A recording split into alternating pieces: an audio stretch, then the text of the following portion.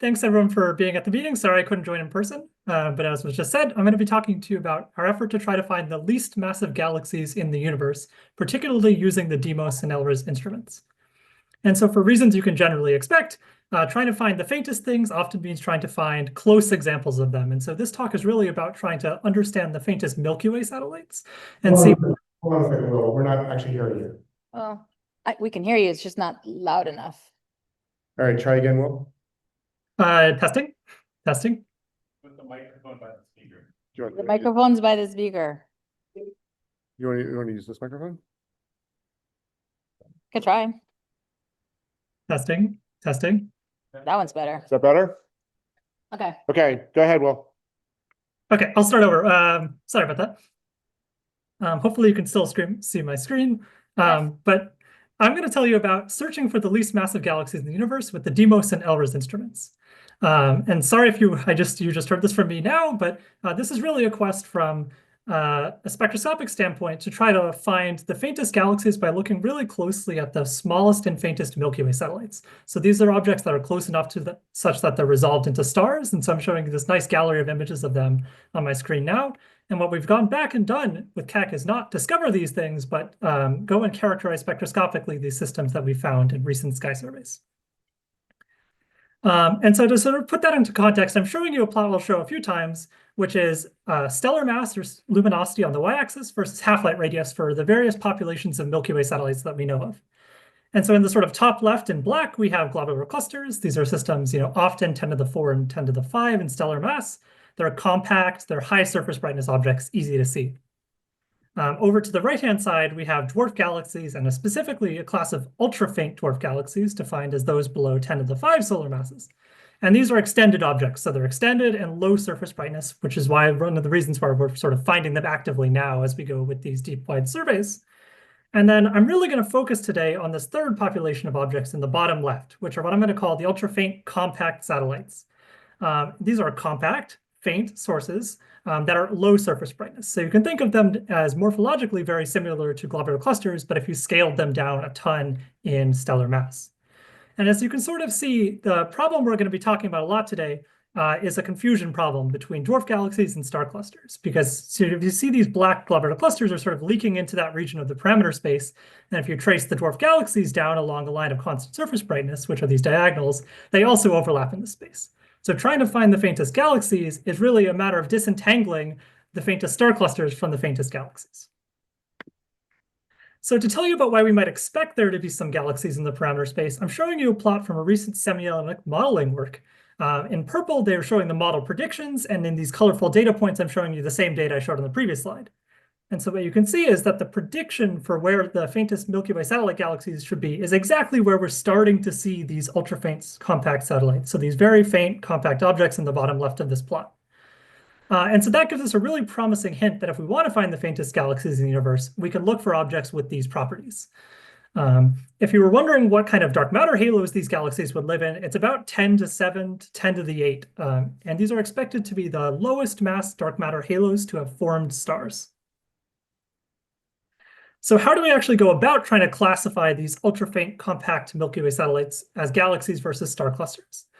We do that spectroscopically through precise dynamical and chemical measurements of the member stars in these systems. And so we're really trying to usually measure two different quantities.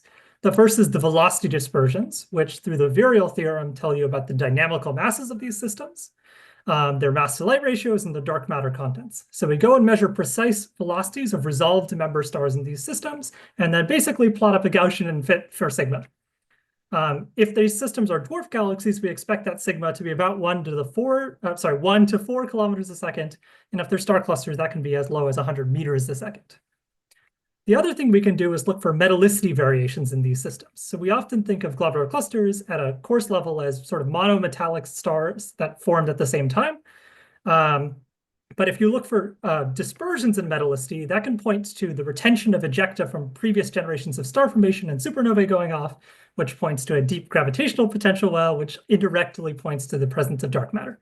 And so again, the sort of fundamental distinction we're making between a dwarf galaxy and a globular cluster here is that the dwarfs have dark matter assessed through either their masses or their chemistries, and the clusters don't. So they are sort of monometallic systems with small velocity dispersions.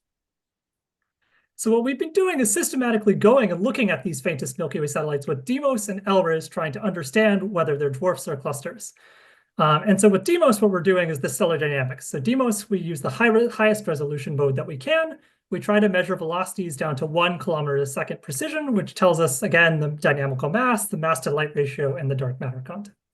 As a bonus, we can also use DEIMOS to usually measure 1 or 2 metallistes, so 1 or 2 stars on the red giant branch from the calcium triplet feature. And I'm showing you sort of an example fit to a spectrum there in the bottom left.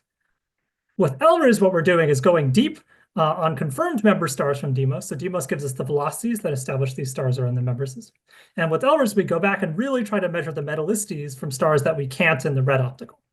And we do that by going to the far blue into the calcium K line, which is very strong and broad. And so I'm showing you an example here where you can see that this line on the left, which is the calcium K line, is way stronger than these calcium triplet lines. And so we use these two instruments together to try to inform the stellar dynamics and chemistries of these faint Milky Way satellites. The reason why this is so hard is because these systems are incredibly sparse. And so these systems have very few bright stars and very few stars overall at all. And so I'm showing you some example color magnitude diagrams, so luminosity on the y-axis, color on the x-axis.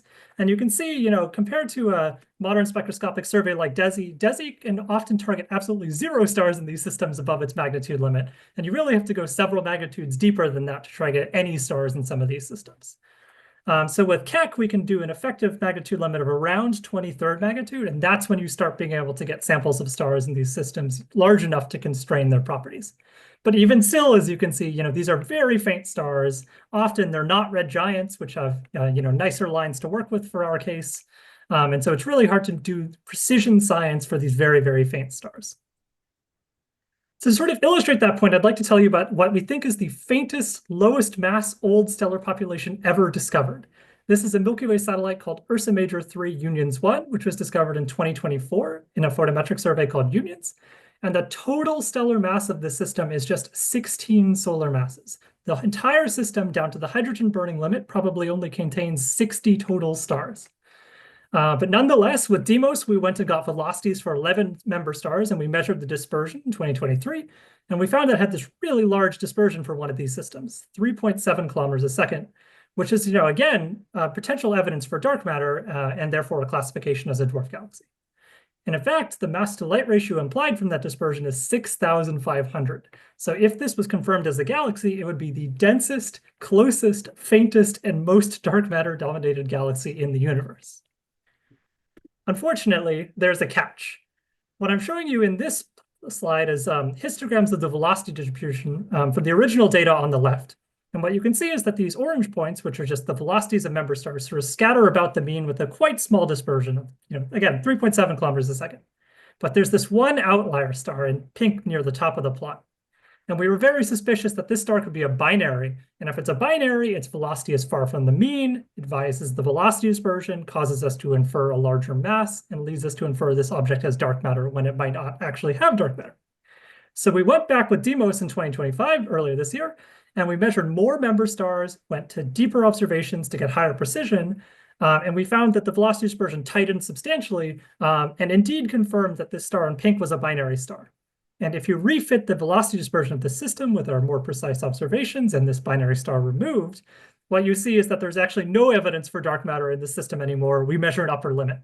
And so this sort of emphasizes why this is actually also a time domain problem. You need to go faint, go to faint stars at high precision multiple times to really rule out radial velocity variables. So what did LRIS tell us? So the other thing we wanted to do is measure stellar metallistes in this tiny system. And so this is a color magnitude diagram of stars we observed with LRIS. And you can see 3 stars in this red box, sort of all with similar magnitudes and colors, which tells us they have similar temperatures and similar surface gravities. And with LRIS, what we were able to do is get spectra of the calcium K region, sort of this line on the left again. And what we see is the stars have very, very similar spectra. In other words, we don't see any evidence for these dramatic internal metallicity variations that we would expect from a dwarf galaxy. And while this plot is qualitative, we did this quantitatively, and we did it for all 12 stars that we observed with LRIS. I believe this was about a half night of data. What we found is that there's no compelling evidence for a metallicity dispersion in the system at all. And so in other words, what we have is no evidence for dark matter that's particularly compelling and no evidence for a metallicity spread that's particularly compelling. And so this tiny object is more likely to be a star cluster and unfortunately not this really, really extreme galaxy. A little bit disappointing, but the quest is still ongoing. And so while this was just one case study object, we've actually been repeating this exercise for 19 systems through a combination of Keck observations in the north and Magellan observations in the south. And so to give you a population level perspective on these faint Milky Way satellites, I'm showing you on the left velocity dispersion versus stellar mass. So again, this is how we infer the dark matter contents. And what you can see is that the objects that we've targeted, sort of to the left of this line, red line, are kinematically cold. They have small velocity dispersions, and almost all of them we measured and were turned out to be an upper limit. So in other words, there's no compelling evidence for dark matter in these systems. On the metallicity side, we're still making our way through these targets with LRIS, so I'm showing you mainly DEIMOS results on the right for brightest stars. And this is metallicity versus stellar mass. And what we find is that there is a substantial population of these really faint Milky Way satellites at really low metallicities. So at minus 2.5 on this plot, there are no Milky Way globular clusters known. And so some of these objects in bright colors are actually more similar to these ultra-faint dwarf galaxies shown on dark blue colors on the right-hand side of this plot. So in other words, some of these really faint Milky Way satellites follow the galaxy mass metallicity relationship. And we've been prioritizing going back to those ones with LRIS to really understand, again, their dynamics and their metallicity distributions. And so this is very much ongoing work, but we think we're making exciting progress to try locking down these very, very faint galaxies. And just to summarize everything I've said very quickly, these faint compact Milky Way satellites are an active frontier for trying to find the low mass threshold of galaxy formation. DEIMOS and LRIS are really excellent instruments for the science case and trying to disentangle whether these objects are dwarf galaxies or star clusters. And then lastly, while there are a number of promising, very least massive galaxy candidates, there's a lot of hard work left before we can confirm any of these extreme systems. So we're continuing that work as part of my PhD thesis, and I'd be very happy to take any questions. So